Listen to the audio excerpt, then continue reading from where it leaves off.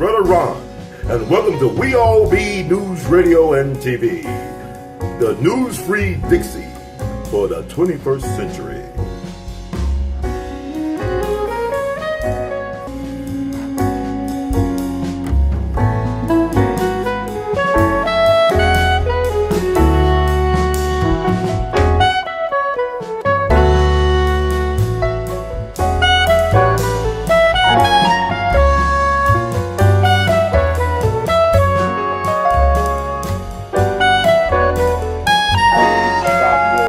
Dysfunction. I understand young Dolph is to have Airways Boulevard renamed after him, but then again, I did a little survey and there are a whole lot of 25-year-olds and under who have never heard of young Dolph. So what was he, a gang member who became an entertainer? And he did a few things, but you know, like preachers used to preach, you know, you can't buy your way out of hell when you've earned a good way into it. Not saying he did, but ex-gang members who still have those ties and all kinds of other things that go on, you know, they kind of bring chaos to their entertainments in one sense, and that's not good. We need to start making it popular and the hip thing, the in thing, whatever you want to turn it, to be an employed young man who is earning a living, who is not trying to find some female to simp and pimp off of, and pull their weight. We need young girls who are not trying to emulate being Cardi B or Lizzo, and start pushing decency and raising the children that they have, rather than talking about they're entitled and need to go party. No, when you have these babies, you commit yourself to raising them, not to having a good time. That's well, later. Judge, you brought up young Dolph. I'm going to bring him up too, but do you feel like this case really going to be officially solved, or is it going to be like a Tupac Biggie situation where 25 years later, people still talking about what really happened November 17th? I haven't been involved in this stuff for a long time. Let me say this. If somebody doesn't run their mouth off and there's no personal connection between the shooters or the murderers and the victims, most murders aren't going to be solved. Usually what happens is somebody's trying to hit on some chick who's a junkie and she wants to get out of a case, so she tells on him. And then even then, if he kept his mouth shut, they wouldn't have much of a case. But most of these people that get brought in punk out and start squealing, snotting up and crying and everything else, and they tell and spill their guts, so they get the case. But I know, like on social media, like, some of these guys very effeminate in terms of how they carry themselves, not necessarily being gay, but just they're very emotional and they're very they're triggered, they're easily triggered. But a lot of them seem like they like to snitch on themselves on social media. Hood rat is a lesbian in a boy's body. But a lot of them seem like they like to snitch on social media. Typical hood rat is a lesbian in a boy's body. Okay. Lesbian butch type sexually, but one's got boy plumbing, one's got girl plumbing, and if a fairy something or another waved a magic wand and the lesbian woke up with a penis tomorrow, there'd be no difference. See, manliness is making where you live like and prey off of it or poison it. And a lot of that drug thing is just people don't want to say, hey, let me take this pistol, bam, or take a heavy overdose and kill myself right off. They want to do it in a socially acceptable way. And somebody says, oh my God, drugs have claimed another victim in South Memphis. No, some fool was not trying to get high. He was trying to die. And going around messing with everybody is a form of the same kind of suicide that they've labeled suicide by a cop. You want to die, but you can't bang on yourself. So what you do is you don't provoke a cop, you provoke one of your neighbors to kill you. Meanwhile, if you take his life, so what? You don't care because you don't like your uncle. Yeah, my thing about the young Dolph, like it was a street naming, but it was not an official street change. It was an honorary street naming. So, because my understanding, the black and gold is honorary, and the green and white is the official street. So it's still Airways and Dunn and all that. But I had the chance to go to the street naming ceremony, and I talked to young Dolph parents and thanked them for not, I guess pulling out and swallowing, because he was a crack baby. He talked about being a crack baby. So he was really a miracle. He was the rose that grew from concrete. And he was about family. Like, he really believed, he loved his children. He distanced himself from people in his inner circle who did not take care of their family. He said, if you can't take care of your family, you're not a man, you're not a king. So it's like, but at the same time, Judge, these guys are millionaires and they're dying like this. These entertainers. I can't imagine Jackie Wilson and Sam Cooke fighting like this, or Otis Redding and James Brown. My problem, I've been here a half century, and I've been here a half century. I'm still waiting for them to name a street after A.L.L, a street after H.T. Lockett, a street after Russell Sugarman. You see, some of these greats who broke down some of the barriers so we all can go where we all want to be in this town. We haven't honored them. A.W. Willis has a bridge going over to Mud Island across from the pyramid. He's another one. And there are some greats in this town who've received no honor. I think that's a shame. There are some things that I want to point out to all of those out there who are contemplating their immediate life and they're in their late teens, early 20s. Young Dolph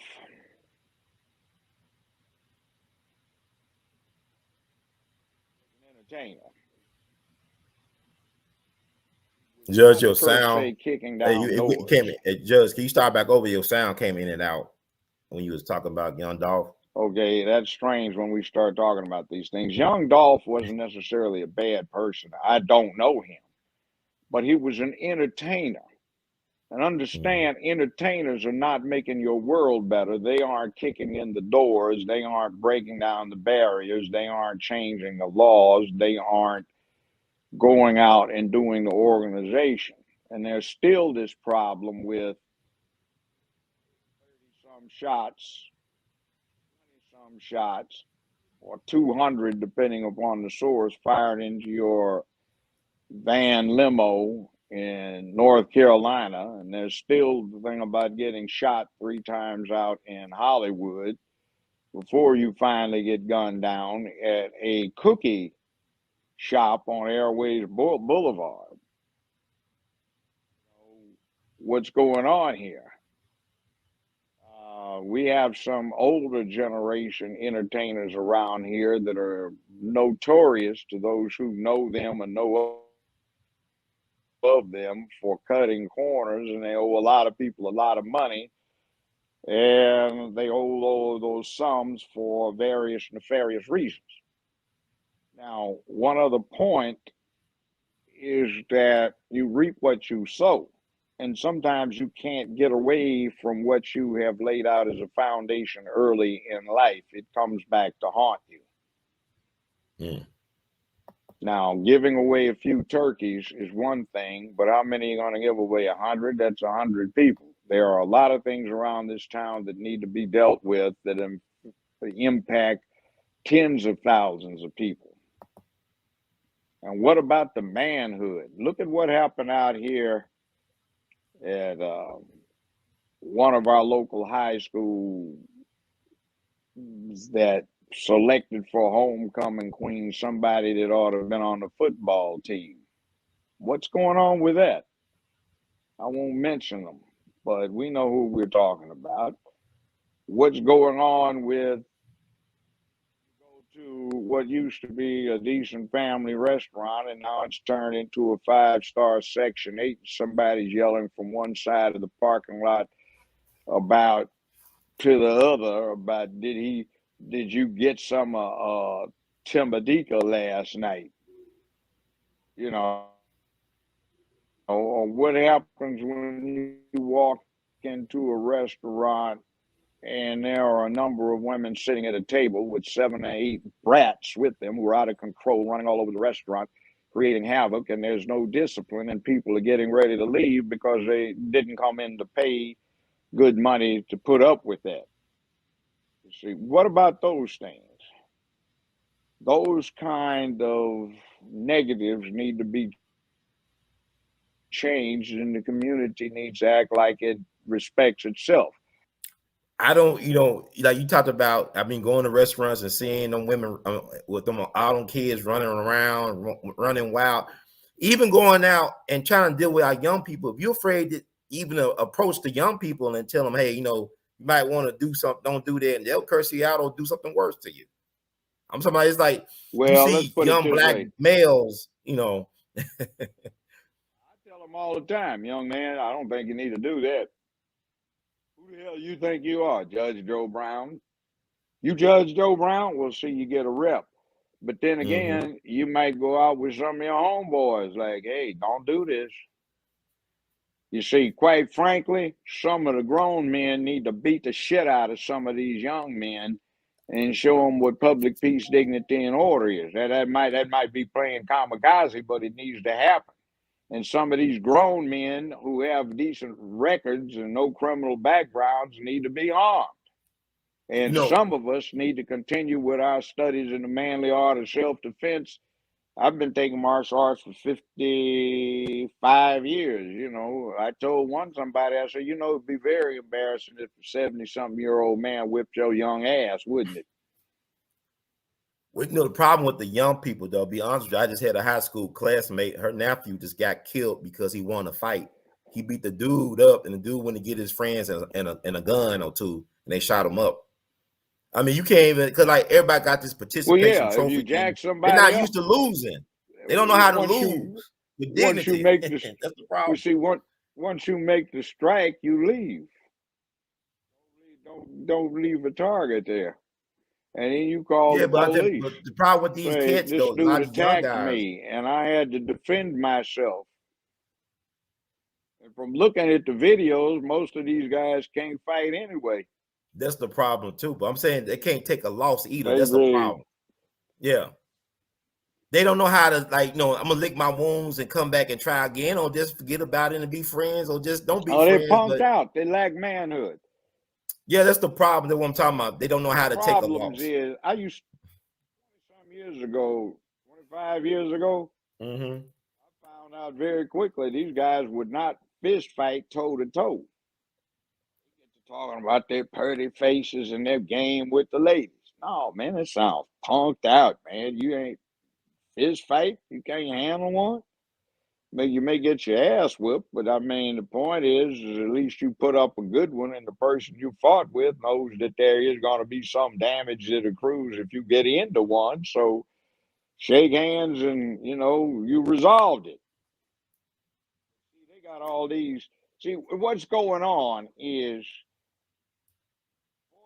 some years ago, 45 years ago, 40 years ago, 38 years ago, what you're looking at is crazy mama living over in the projects got mad at the next door neighbor because the next door neighbor made eyes at her boyfriend of the time, who she broke up with 2 weeks later and hadn't seen in a year and a half, but she's kept a grudge, so she throws some battery acid in the next door neighbor's face just to be evil. Wow. See, that's what we see. There's no man-to-man punch it out. It's this stuff where you throw battery acid or boiling grits and molasses in somebody's face because you just plain evil. You're playing bitch. Yeah, but Judge, look at what's going on this generation and younger. Well, you got to do something about it. Well, I'm just saying you got somebody like Young. Let this stuff keep going. Well, this is what I'm trying to say. Like, you got rappers like Young Dolph. These are multi-millionaire guys. They successful, but yet they still be bickering and arguing over beef. And everybody making money. Why y'all upset or angry? You got a guy named Black Youngster who's a grown man, right? He made a diss song about Young Dolph. He did a video recently showing him basically pissing on Young Dolph's grave, this Thornton thing in the back of this mausoleum. And people say, well, he's making a diss track about Young Dolph. He's a millionaire. And he never, my understanding, he never met Young Dolph, but he's defending his boss of his label, Yo Gotti, who had issues with Young Dolph. But these guys are multi-millionaires. I couldn't imagine Sam Cooke trying to fight Jackie Wilson or Otis Redding getting into it with James Brown. and trying to kill each other. But Otis Redding and Jackie Wilson weren't multimillionaires. You have to understand there's a worldwide market out there because the Western world has been trying to destroy traditional masculinity for a number of reasons. All over the world, from Japan to Moscow, from Beijing to Berlin to Paris, there are young males who want the trappings of masculinity. Hip-hop gangster rap video satisfies it very well. So they do this techno stuff for the last 25 years. They've been jumping up and down in place all out of rhythm to the music, but they know gangster rap, hardcore video. So the people that finance it and distribute it don't want it changed because don't mess with a proven product. Actually, what you see in most of the rap video that you don't see that much of now isn't very masculine, it's feminine. And the women up there, contrary to what the feminists want to claim, are not some object of sexual fantasies by the rapper. They are his grandmama, aunts, and mama. And if you found grandmama, aunts, and mama out and back of where they live in July with your mama knit booty shorts on and little halters, it might not look quite as good, but they'd be trying to act and dress the same as the dancers on stage. So that's his June Cleaver. And it's a little sick. You know, Oedipus looms. So I mean, it's really kind of weird, the sickness that's out there. And it hasn't changed in 40 years. People, oh, it's changed a lot. No, it hasn't. It's fundamentally the same. There's a historical fact. For the 20th century, music changed about every 10 to 15 years significantly. It hasn't, except the lyrics have gotten foul, worse. But I mean, rap is just basically poetry to music, gotten taken to an extreme degree. Hell, you can go back to Louis Armstrong and say he rapped, only he played his own accompaniment of trumpet. And you've got Gil Scott Heron from up here in Jackson, Tennessee, with the Jazz Messengers back in 1968, 9, 70, 71, 72. And they had conscientious rap. You had that little ego pity teddy bear rap that you had back in the late mid 70s. And the whole thing really got interesting when in New York they had these block parties and you'd have somebody spin records and they'd start talking on the microphone while they were spinning records, and then they had contests in New York to see who had the best dialogue, and that's how rapping started as it's known now, but most people don't know that. But people trying to say that rap was invented in Jamaica, Judge. We think about that. They're trying to say that rap started in Jamaica, hip hop. What's your take on that? I don't buy that, but I would say this. There is an exchange between the Caribbean Americans and Black Caribbean Americans and Black Americans. And a great deal of that has to do with the fact that the United States, Jamaica, man, Bahamas, Barbados, man, all used to be English colonies, part of the same thing.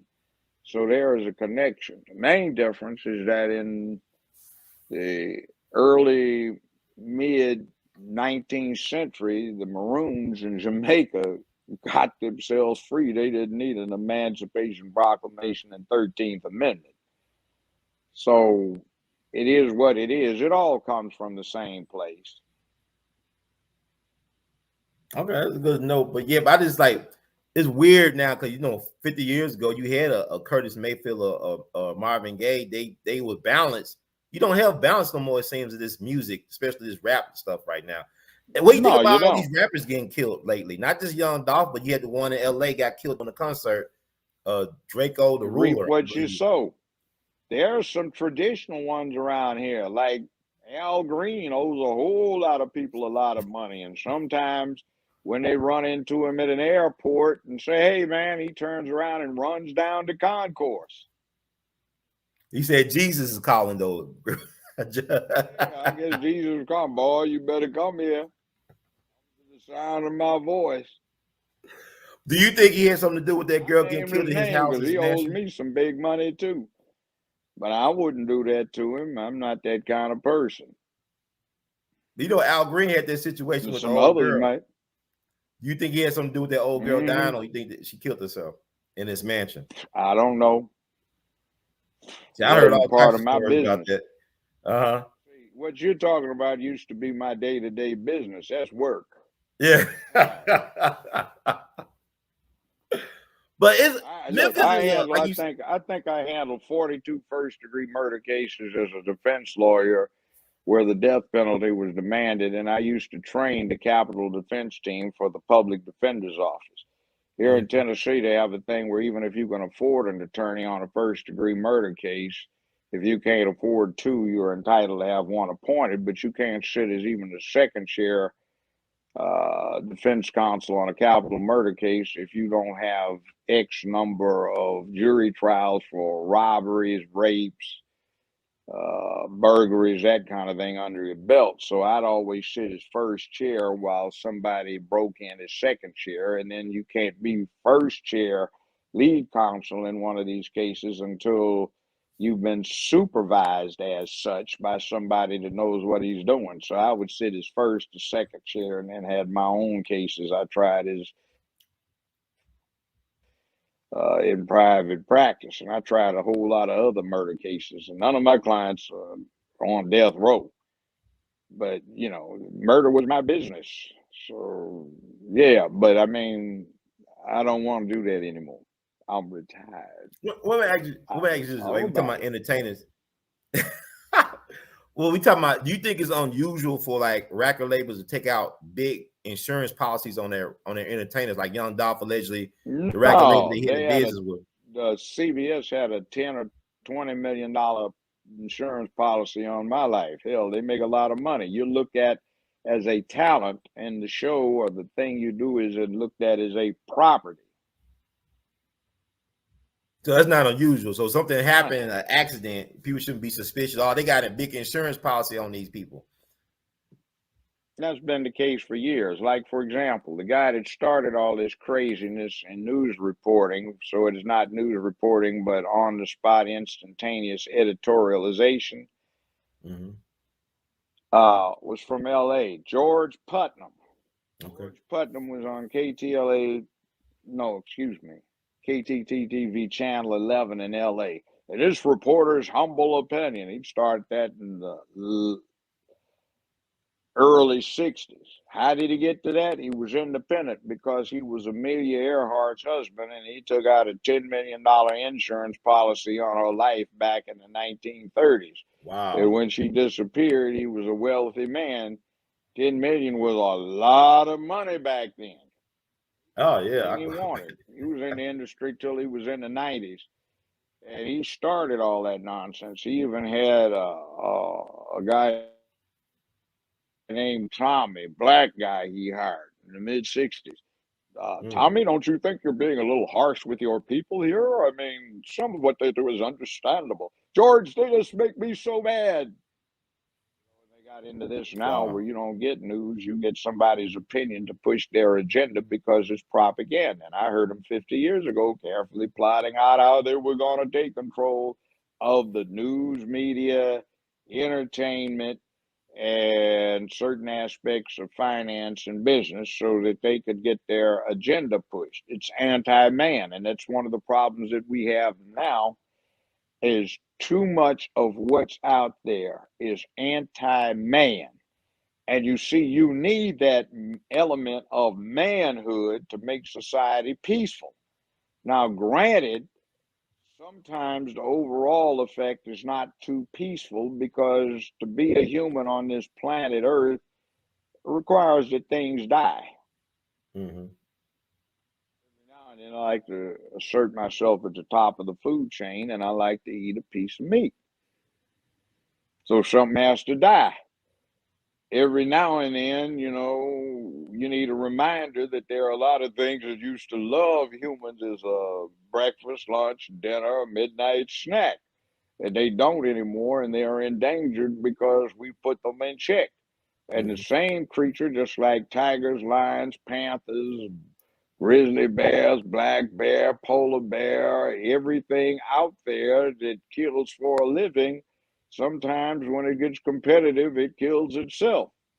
So you have the skill of the hunter wrapped up with the zest of the warrior. And some people need killing. And I kid you not, that's why we have warriors and the death penalty. And on more than one occasion, the news media was all hot to see blood when the jury was deliberating on the fate of some defendant accused of murder. And the jury came back with a question several times. Your Honor, if we feel the victim deserved killing, do we have to convict the defendant? Yeah, people like we need this type of pushback. It's time for. We need some balance. We need some leverage, and we need people like you. We need more people standing up behind you just to support the right for you to say what you're saying. Not necessarily always agreeing with everything, but support the right for you to say it. Other thing too, I challenge anybody running in this mayor's race to walk by themselves when it starts getting dark in the neighborhoods that represent part of their constituency without a police escort. I mean, young Dolph tried to do that. You see, he got killed in broad daylight, though, Judge. Young Dolph can't do what I can do. Not even, I mean, he's dead now, but yeah, but I'm taking somebody to Valhalla with my ass if it goes down like that. I hear you. My goddamn John Wick on, and I can do it better than what you see in the movies. I heard that. Are you gonna check out the Matrix movie, Resurrections? Yes, I am. And another thing too, if you're doing something, don't turn your back on a plate glass window in a big business with nobody watching your six. You know what happened, Judge? They said that he took a phone call right before he got killed, that he was distracted by a phone call. I want to know who made that phone call to him. Maybe that might be a lead. Anybody, I get a bunch of them all day long from all kinds of sources, including from you, young brother. So, phone calls are phone calls. But it's how you take the phone calls and you watch your six. Be situationally aware. Not saying somebody can't get the drop on you. Yeah, I mean, but everybody, you have presidents got killed with security guard, Secret Service and stuff. I mean, if they want you, they could get you. Yeah. Eventually. If somebody wants to go play kamikaze, they can go get you, Sixth Fleet couldn't stop the kamikazes. The Seventh Fleet and Fifth Fleet couldn't either. But it is what it is. But yeah, but Memphis is like, people talking about it's the wild, wild west out here because everybody can carry a gun, it seems, without any problem. It's more people need to carry them. See, here's the thing. Where was young Dolph's pistol? He supposed to have a Judge, you breaking up a little bit. You breaking up a little bit. Why wasn't he armed? If he could buy one, he could carry one in Tennessee. Didn't he have Tennessee as his residence? I think he had a gun. I'm not sure. I think he had guns sometimes, but sometimes you might not be able to react in time. And he supposed to have a bodyguard with him, but so I don't know. Then practice until you can. Say it again, Judge. You can. You're supposed to be proficient enough to put a quarter on the back of your hand, draw and fire before the quarter hits the ground with whatever you packing it in. Yeah, but if you're distracted by a phone call and people running, not telling you what's going on. You're supposed to get distracted. Situational awareness. You walk down a jungle trail, you get distracted. The jaguar, the panther, the lion, and the tiger is going to have you for a meal. I hear you. Yes, sir. But people get killed in churches and barbershops and movie theaters. And should have been armed. I know a lot of armed preachers personally. They're always packing heat. Oh, it's Memphis, man. I hear you. Some of them, they need to stop screwing all those women in the congregation because it might be somebody's wife, but Joe, you're an expert on ballistics and guns and all that stuff. Like, somebody want me to ask you about like Nipsey Hussle, the rapper, and the young Dolph case, but there's no video that we have seen. But she wanted to know, why was there not any blood coming out of Nipsey Hussle when he was killed, even though he was shot with bullets? Why you couldn't see any blood coming out of his body? sometimes the blood does not exit the body, it stays internally, stays inside. Fat can close over certain type of wounds if they are small diameter wounds. Sometimes it's a mess. Okay, that's what I'm glad you answered that question for us. You just wondering. I said, I don't. One of the problems with why police shoot so many times is, in the heat of the moment, a lot of times people aren't sure they actually hit the target. I can take somebody to the range and test them, and if they aren't very good, they won't hit the target from not too far away every time they shoot. When the adrenaline gets pumping, when it's after dark, when things are moving fast, the target's jinking around, you might be moving around, shaking from the adrenaline or pure fright. You may not be confident that you hit the target. And oftentimes, when a target is hit by, say, a pistol bullet, it doesn't show any reaction at all. And people who are professionals and go in the line of hazard often, when everything calms down, they'll check each other out, man. Find anything? No, you're clean. In other words, it's not uncommon for somebody to have been shot and not realize it. So they want to find out before they bleed out or it gets more serious. So that's why you shoot until you see some results. Don't shoot one time because the odds are as a pistol bullet's not going to stop the fight.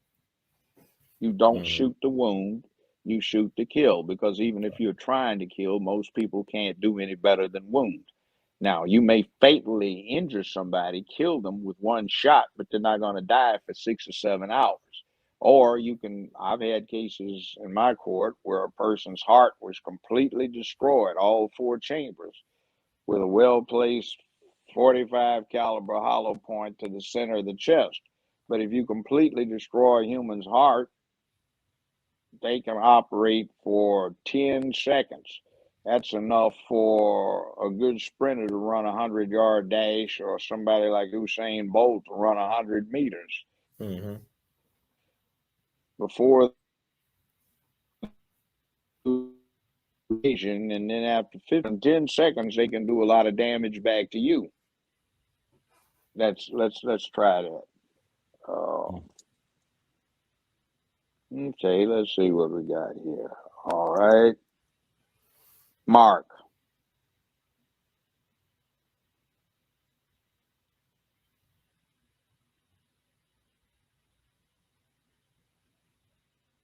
End. You can kill quite a few people in those 10 seconds before you keel over. Yeah. It's like a long time, actually. It seemed longer than 10 seconds. People when they in, I guess, gunfire, just 10 seconds. So what about, do you perform CPR like they do in the movies? That's for dramatic effect. They get hit. Oh, yeah. Okay, Judge, let me ask you this. Killing somebody with a knife, they stab him 15, 20, 25 times. The guy stabs somebody and nothing happens. He says, oh, hell, is this Superman?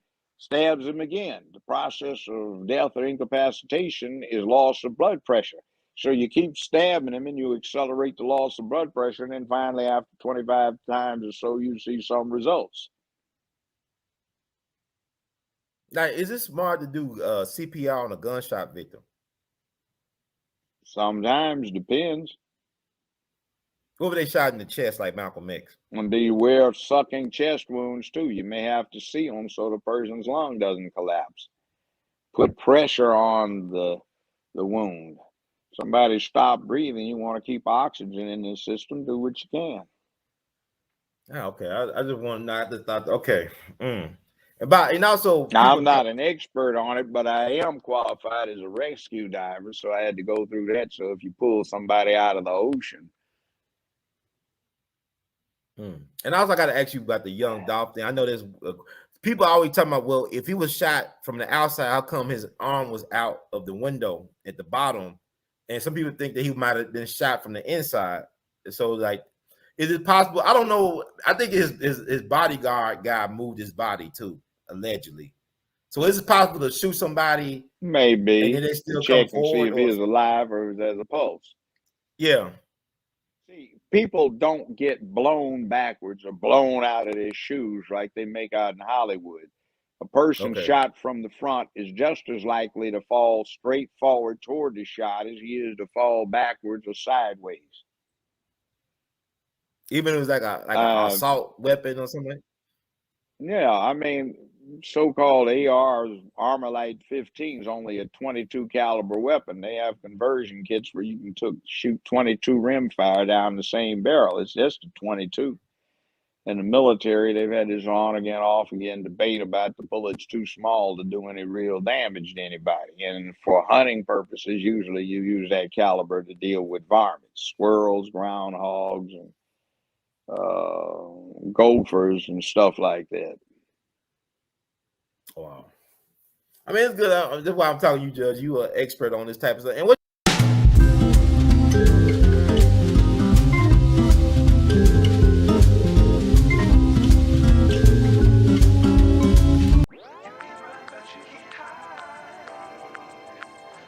Judge Joe Brown's all-new barbecue sauce and seasoning. Justice in the form of flavor. Law firms will take this as a retainer. What? It must be a law firm where they hungry as hell. Now you gonna help me with this parole I'm dealing with?